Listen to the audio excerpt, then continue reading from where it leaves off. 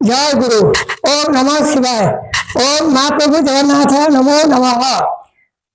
আমার ভিডিও করার বা আমার করা ভিডিওগুলি দেখার বড়দিগকে বা গুরুজনদিগকে আমার মহাকর্মকটি সম প্রণাম এবং ছোটদিগকে আমার স্নেহ ও ভালোবাসা, তাছাড়া আশীর্বাদ দান করে আমি আজ এই ভিডিওটিকে সাক্ষী রেখে এর পূর্বে যে ভিডিওটি আমি করলাম আর এই ভিডিও থেকে আবারও সাক্ষী রেখে, কেননা এটি বারংবার যদি যদি কারো মানে দৃষ্টিগোচর হয়ে থাকে তাহলে মানে বড়দেরও যদি হয়ে থাকে তাহলে মানে ছোটদিগকেও মানে শিক্ষা দেওয়া যাবে, এবং ছোটদের যদি হয়ে থাকে তাহলে ছোটদেরও মানে নিজেদের চোখের সামনে দেখে করার ইচ্ছে থাকবে।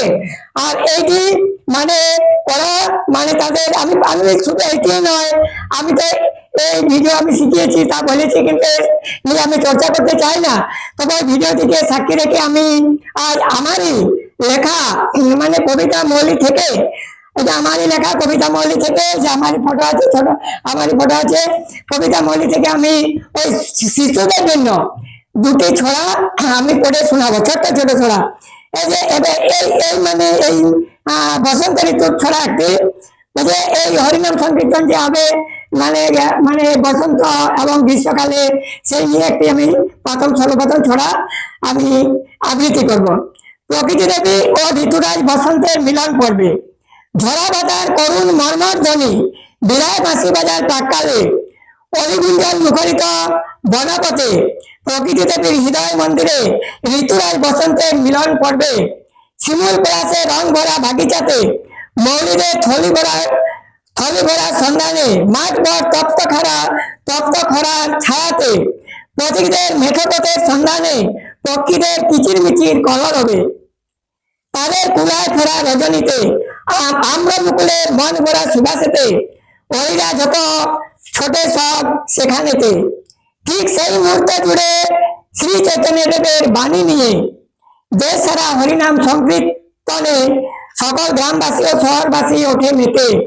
একটু সারাংশ, আজ থেকে প্রায় বহু যুগ পূর্বে অর্থাৎ 1486 সালের 18 ফেব্রুয়ারি থেকে 1434 সালের 14 জুন পর্যন্ত এই সময়গুলোর মধ্যে কথা, যখন ভগবান জানতে পারলেন যে মানুষ যতই উন্নতি রাস্তায় উঠে চলেছে ততই আবার বিলাস ব্যসনে লিপ্ত হয়ে মধ্যজাতীয় সোমরস পান করে রাস্তায় মাঠে ঘাটে মাঝখানে নয় তুমুল বেবিচার চালিয়ে চলেছে।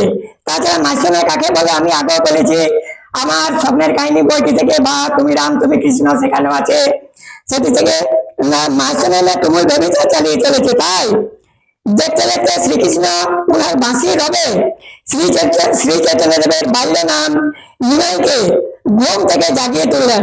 তখন মনে মনে তিনি বা নিমাই ভাবলেন এর কারণ কি হতে পারে। তারপর শ্রীকৃষ্ণ ওনাকে বলেছিলেন, এই ধরাধামে পাপি তাপি ছোট বড় ধনী নিধনী ব্রাহ্মণ চন্ডাল সবাইকে তোমার নাম দিয়ে শিষ্যরূপে গ্রহণ করতে হবে। এটাই ছিল এটার সারমর্ম। আমি আরেকটি আপনাদের জন্য মানে আবৃত্তি করে শোনাবো, সেটি 135 পাতায় আপনাদের জন্য কেটে, ছোট্ট ছেলে মেয়েদের জন্য 135 পৃষ্ঠায় 135 পৃষ্ঠা না, সেটি হবে 96, সেটি হবে 57 পৃষ্ঠায়। আমি খুঁজে বের করছি। 57 পৃষ্ঠায় আপনাদের ছোট্ট ছোট্ট শিশুদের জন্য এটি হবে। এটি একটি না, ছোট্ট ছোট শিশুদের জন্য বলছে ছোট্ট ছড়া, ছোটদের জন্য ছড়া, ছোটদের ছড়া নাম দিয়েছে বা শিরোনাম ছোটদের ছড়া।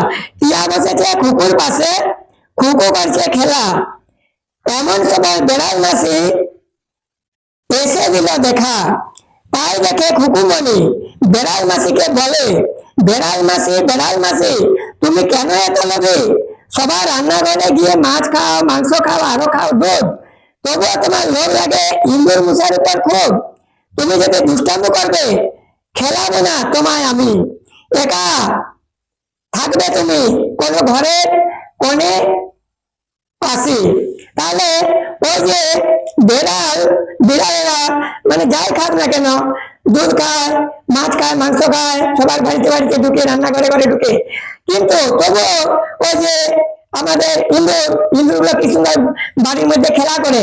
আর যাই হোক না, তারা যদি আমাদের কিছু শস্য দানাও খেয়ে দেয়, তবু কিন্তু সেগুলো আমাদের শুভ। যেটাই ইঁদুরে খাবে অতই আমাদের ধন দৌলত বেড়ে যায় নাকি।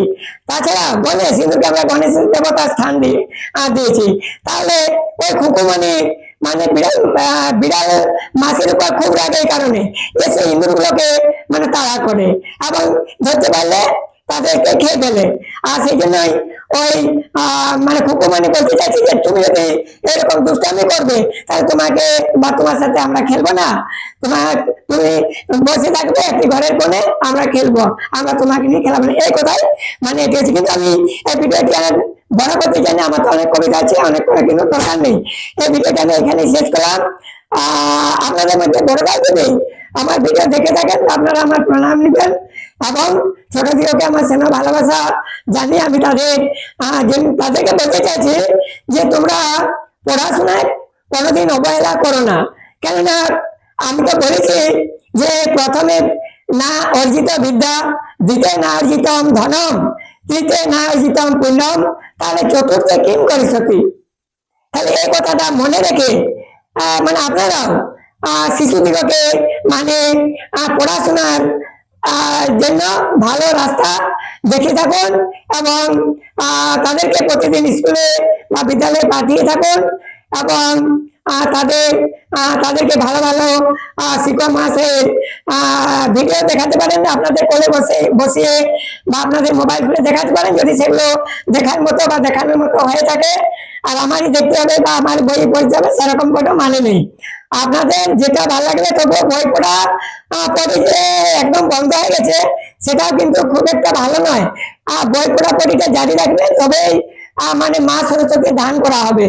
আমরা যতই মোবাইল দেখি, যতই টিভি দেখি, যতই কম্পিউটার দেখি, তবু কিন্তু যে কোনো লেখকে, শুধু আমার নয়, বই পড়া আমাদের একান্ত প্রয়োজন। আমিও পড়ি।